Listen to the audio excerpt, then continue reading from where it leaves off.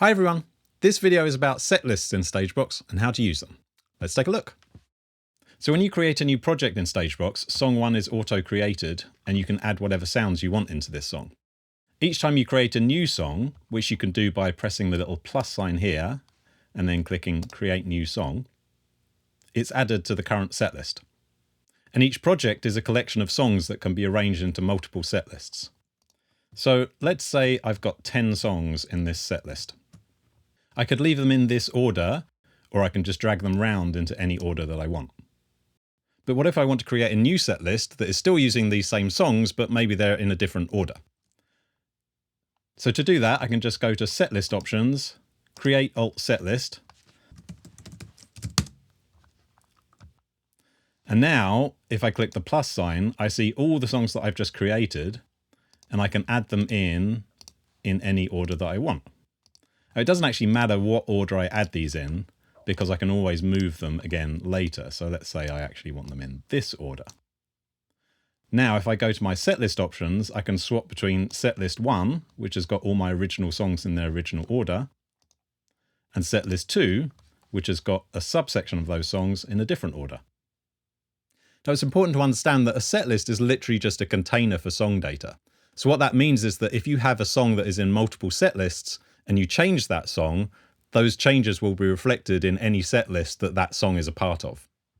If you don't want that to happen and you want a song to live independently of a set list, you would have to duplicate the song to make a new version of that song that only exists in one set list. And you can duplicate a song by going to Song Options and Duplicate. It's also important to understand that any songs that are not in a currently active set list are still in the project. Now what StageBox does is if a song isn't in a currently active set list, it will bypass those plugins, and that should save a bit of DSP. But what I found is that some plugins seem to use some DSP even if they're bypassed. So if you actually need to get rid of a song from the project, you would need to go to Song Options, Delete, and that will actually remove the song from the project entirely.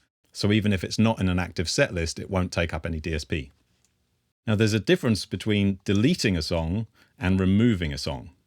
If you remove a song from a set list, which I can do by either clicking remove here or typing the little cross sign here, it will only remove it from the current set list. It won't remove it from the project.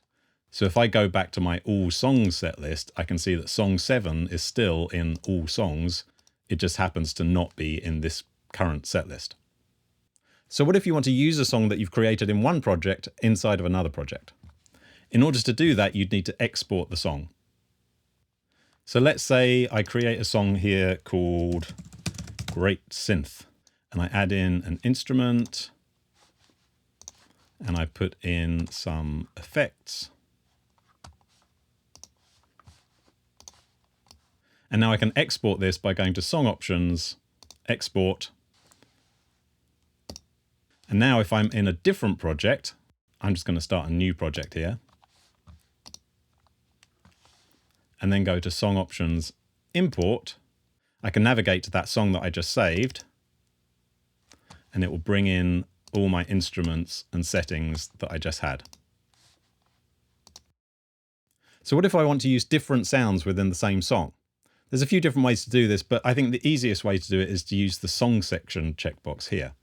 So when I click Song Section, you can see that it indents the currently selected song, and that's effectively going to kind of join it to the song above it. So I'm just going to create some new songs here so I can demonstrate this a bit easier. So let's say that I create a sound here that I'm going to use for the verse of a particular song, and then I create a sound here that I'm going to use for the chorus, and a sound here that I'm going to use for the bridge. But actually all of these belong to one song. So I can click on chorus and then song section and bridge and song section. And now what that means is that as I move my setlist around, as I drag verse, it's just going to bring chorus and bridge with it. So it kind of keeps those in one song container. But actually, as far as StageBox is concerned, they're different songs with different sounds. All it means is that as you're arranging your setlist, you only have to drag one song instead of 3 songs. So I hope that's useful. If you've got any questions, leave them in the comments, and I'll see you in the next video.